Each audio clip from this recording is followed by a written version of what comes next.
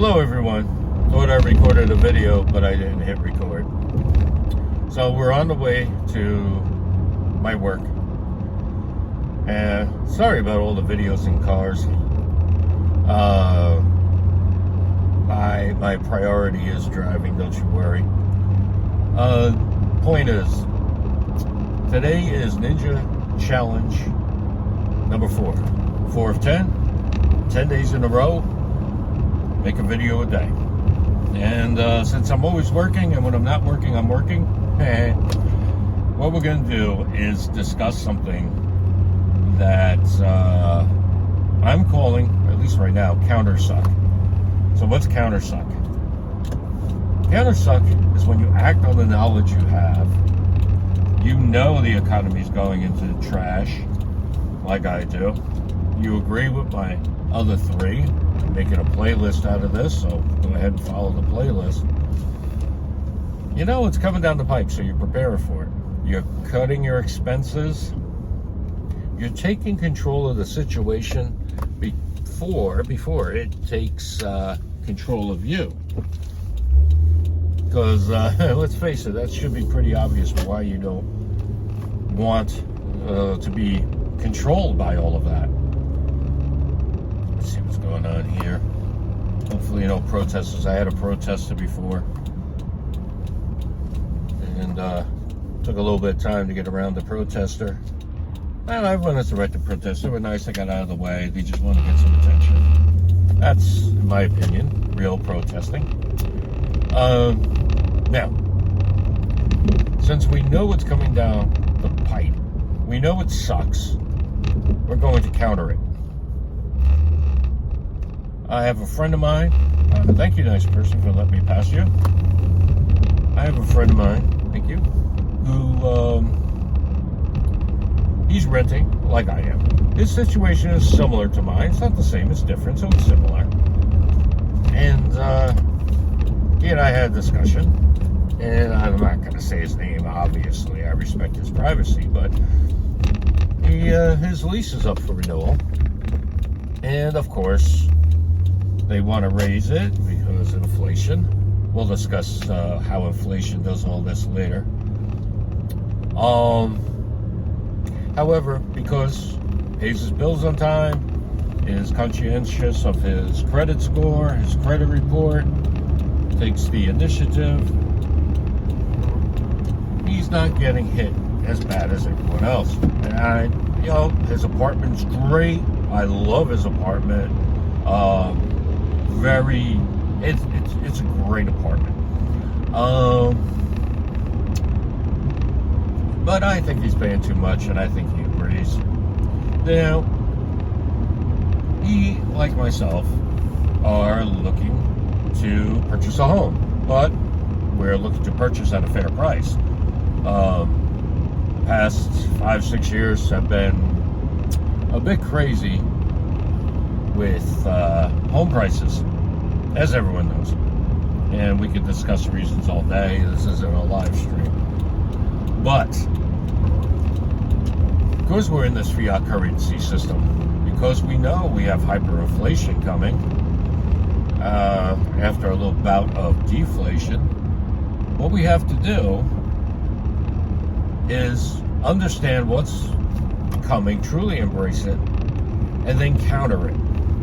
So what I suggest to my friend is that he looks a little further at apartment prices, because they're coming down.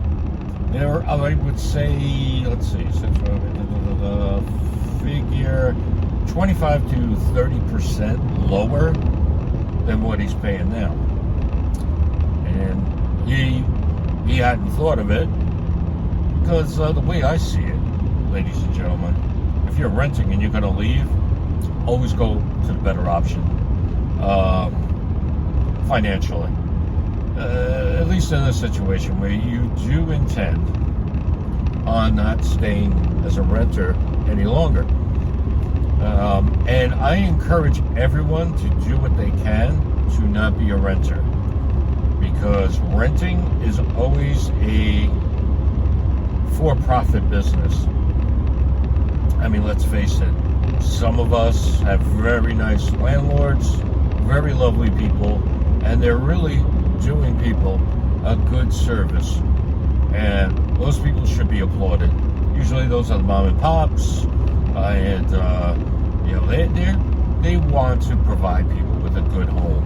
And we really, really, really should embrace those types of people. And speak highly of them to others. Give them good ratings online, etc. However, that being said, there are mega conglomerates who do not. These people. Mega conglomerates who are strictly for profit. And there are some landlords that are just focused on profit. I'm lucky. Currently, I have a wonderful landlord who is a fair guy, and I'm very happy about that. I definitely think he's a fair guy. He's a nice guy too.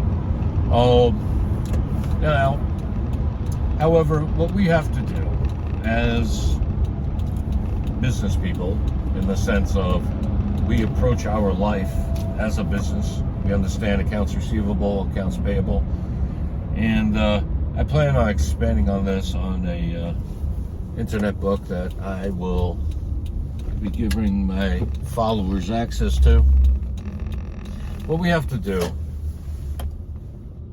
I've been saying that a lot, sorry, is counter this suck by, there we go, counter this suck by anticipating. So if you're renting, knock down those bills. If it's a certain amount of money, knock it down by 25-30%. Use that money to pay off credit cards. You have to hook yourself up. You have to be nice to yourself. A lot of people, I don't think, embrace that, let's say, for whatever reason. So be nice to yourself. Pay off your bills. Your television works just fine. Your computer works just fine. Maintain it, clean it. Don't buy a new one if you don't need it. If it's not broken, don't replace it. Take that money, pay off your credit cards, pay off your loans, make an extra payment or two. Have a savings fund, 3 months savings just in case you catch a layoff. Do all those things. That's how you spend money the right way. Now, a good friend of mine who was a boss of mine, he has 3 years savings. And I totally get that. The way his money works and everything, it works for him 3 years. I don't know of anyone else that can do that. It's a goal of mine to have 3 years living expenses available at all times. Set up multiple accounts, multiple credit unions, multiple banks, that type of thing. You don't know who's going to fail, who's going to do a bail-in, all of that kind of stuff. You have to set yourself up. Set yourself up to succeed. Don't set yourself up for failure, which is what the vast populace does. Buy stuff all the time. Pay off your credit cards, ladies and gentlemen. Often you see offers up to 32%. And that happens because they have to answer the shareholders. And anyway, we can really go down that rabbit hole maybe tomorrow. But for right now, the counter suck is to set yourself up in a good way with savings, no debt, and a really awesome real estate agent like mine. So yes, do the little steps. Take money, store up as much canned goods as you possibly can. Come on, people, let's go. And paper goods as well, like we discussed. Just, I'll say it in a polite way, un-F yourself. Because right now, everyone is effed to the point that financially they can't breathe anymore. We don't want to be like that, ladies and gentlemen. We want to be as best prepared as we can be for success. Now, one last thing I want to leave you with. don't sell yourself short saying, oh, I don't have all that kind of money. Mike, I don't have all that kind of money. Blah, blah, blah. No, you do the best you can. You know, let's say you do everything right and you don't end up with $100 million. You end up with $10-30 million. That's fine. $10 million is good. Shoot, $1 million is good. But that's my thing. You pay off your debts. You just get yourself all set, ready for seizing opportunities to purchase a mortgage to buy a home. And then from there, you move on. You have awesome investments in crypto. You have precious metals stored safely, not entrusted to third parties, because I personally do not trust third parties. You just execute. That's the point. The counter suck is to think it through and then execute. Don't vacillate. Don't try to beat everybody else like the guy to my left was trying to race me with an antiquated engine that's not as good as mine, even though my car's probably 20 years older. And I'm just going to stop right there and let him think he's winning. Anyway, I digress. So yes, just best of luck to everyone. Hold it down. Today's election day. Yeah, we could all speculate as to what this turnout will be, but we're not going to play that game. So, ladies and gentlemen, good luck to everyone today, and I plan on seeing you tomorrow. Okay, bye, everybody.